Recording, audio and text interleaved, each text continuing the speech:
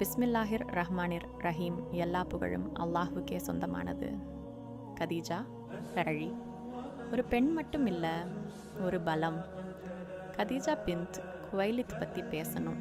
அதை ஒரு கதை மாதிரி மட்டும் கேட்காதீங்க, நம்ம வாழ்க்கையோட கனெக்ட் பண்ணி கேளுங்க. நம்ம எல்லாருக்கும் வாழ்க்கையில் ஒரு விஷ் இருக்கும் இல்லையா?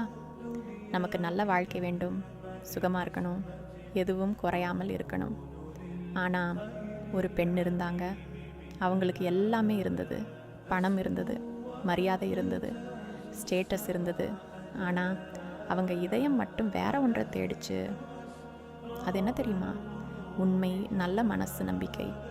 அந்த நேரம் மக்காவில் ஒரு மனிதர் இருந்தார். அவரை எல்லாரும் என்னன்னு கூப்பிடுவாங்க தெரியுமா? அல் அமீன், நம்பிக்கைக்குரியவர். அவர் தான் நம்ம நபி முஹம்மது ஸல்லல்லாஹு அலைஹி வஸல்லம். இப்போ நீங்கள் நினச்சி பாருங்கள், ஒரு பெண் பெரிய பொசிஷனில் இருக்காங்க, அவங்க யாரை வேண்டுமானாலும் திருமணம் பண்ணிக்கலாம். ஆனால் அவங்க தேர்வு பண்ணது யார்? ஒரு சாதாரண மனிதர் மாதிரி தெரிஞ்சவரை. ஆனால் உள்ளுக்குள் ஒரு பெரிய மனிதர். அந்த டிசிஷன் அவங்க வாழ்க்கையை மட்டும் மாற்றலை, உலகத்தையே மாற்றிச்சு. திருமணம் நடக்குது, அதுக்கப்புறம் வாழ்க்கை ஆரம்பிக்குது. இது ஒரு சாதாரண ஹஸ்பண்ட் ஒய்ஃப் லைஃப் இல்லை, இது ஒரு மிஷன். ஒரு நாள் நபி ஸல்லல்லாஹு அலைஹி வஸல்லம் ஹிரா குகைக்கு போகிறாங்க. அங்கே என்ன நடந்துச்சுன்னா, முதல் வஹி.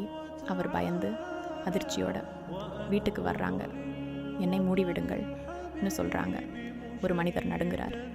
என்ன நடந்துச்சுன்னே புரியலை. அந்த நேரம் ஒரு பெண் பேனிக் ஆகாமல், அழாமல், காம் பேசுகிறாங்க. அவங்க தான் கதீஜா ரழி.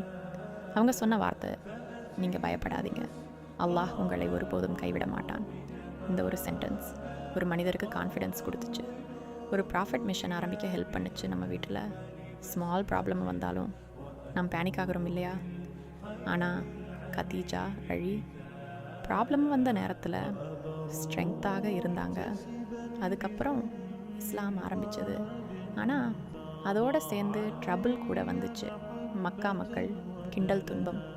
இப்போ கேள்வி, அந்த நேரம் கதீஜா ரழி என்ன பண்ணாங்க?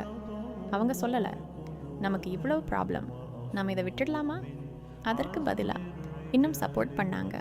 அவங்க செல்வம் முழுவதும் இஸ்லாத்துக்காக யூஸ் பண்ணாங்க. ஒரு ரிச் லைஃப் இருந்து ஸ்ட்ரகிள் லைஃப்க்கு வந்தாங்க. ஷியாப் அபு தாலிப் 3 இயர்ஸ் சாப்பாடு கிடையாது, தண்ணீர் குறைவு, குழந்தைகள் அழுது கத்துறாங்க. நீங்கள் இமேஜின் பண்ணுங்கள்.